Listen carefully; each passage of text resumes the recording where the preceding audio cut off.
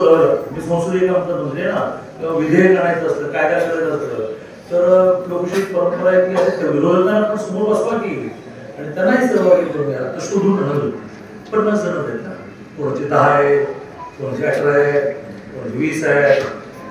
आता असं सरकार कसं आहे, तर आंबेडकरी मग म्हणजे त्यांच्या एकनाथजींच्या वतीने मी शब्द देतो की आंबेडकरी मंत्री आहे, तर एकनाथजी म्हणजे तुला कोणी अधिकार दिला, माझा मंत्री 4 वर्ष राहीलच, ते काम चांगलं करतो. त्यामुळे 4 वर्ष अजून हे सरकार असल्यामुळे, तिजोरीची किल्ली आपल्याकडे असल्यामुळे, ती आणखीन कोणाकडे जरी असली तरी त्याच्यावर मुख्यमंत्री असल्यामुळे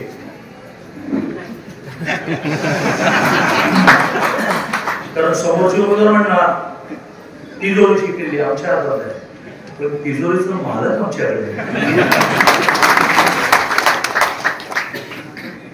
कारण त्या अविर्भावात सध्या विरोधक आहे. विरोधक म्हणजे हे त्याला दुर्दैव आहे.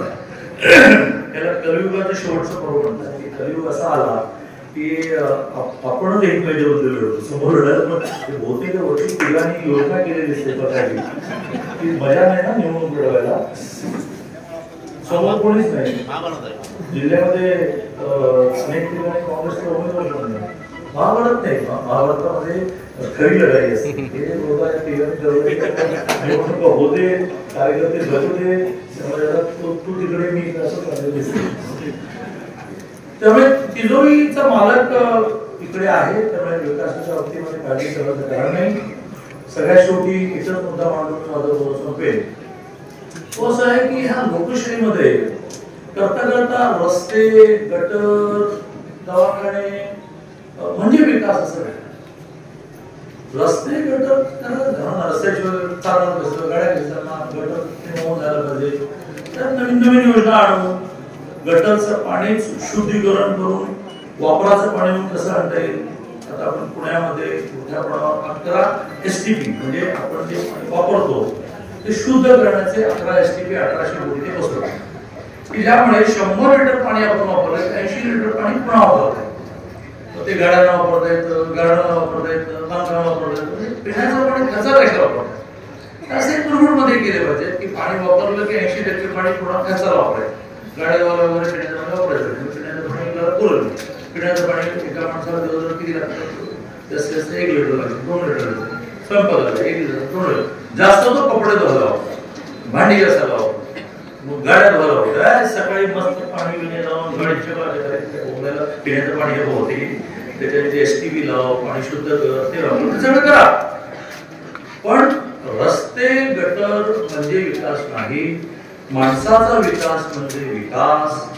माणसं आनंदी राहिली पाहिजे, माणसं सुखी राहिली पाहिजे. त्यांना 2 वर्ष भरपूर राहायला पाहिजे. त्यांच्या मुली शाळेत गेल्या पाहिजे, कॉलेजमध्ये गेल्या पाहिजे, विदेशात गेल्या पाहिजे. तर विदेशात त्याच्या कॉन्व्होकेशनला 9वी तिची आई गेली पाहिजे, ती हटून बसली पाहिजे. ती कॉन्व्होकेशन म्हणजे पदवी द्यायला तू आलीच पाहिजे. पहिल्यांदा म्हणत होती, ती पण पहिल्यांदा म्हणत असते ना.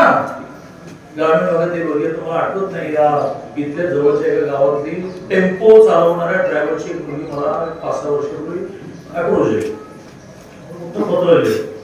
नॉर्मली माझे पत्र माझा OSD वाचतो आणि मला देतो, पत्र तुम्ही वाचलं. मला मी इथे MSc झाले, माझा टेम्पो ड्रायव्हर आहे, मला विदेशात जायची संधी आहे, मला 18 लाख रुपये पाहिजे बोलून घेतलं, व्यवस्था केली, शिक्षण पूर्ण केलं. आता आली असं कळलं कधी समजा मी नॉर्मली केलं की विसरतो, मला परमेश्वराला सांगितलं की मागे येऊन बघायचं नाही. तर ती पहिल्यांदा गेली देशात. त्या टेम्पोने पावलं झालं की पदवी द्या, तुम्ही पण या. आणि त्यामुळे माणसांचा विकास म्हणजे विकास. माणसं श्रीमंत झाली पाहिजे, ती समाधानी झाली पाहिजे.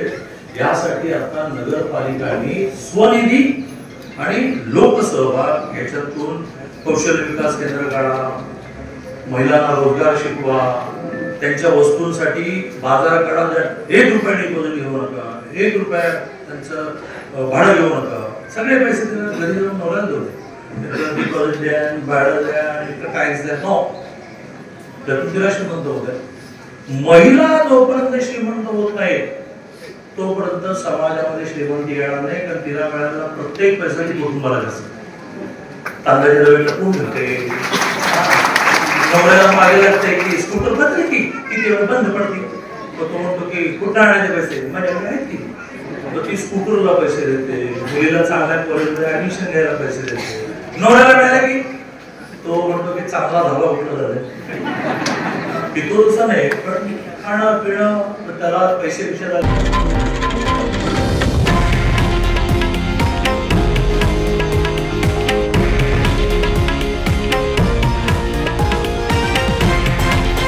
हे आहे देशातील नंबर 1 न्यूज नेटवर्क आणि आपण पाहत आहात TV9 मराठी, एकमेव.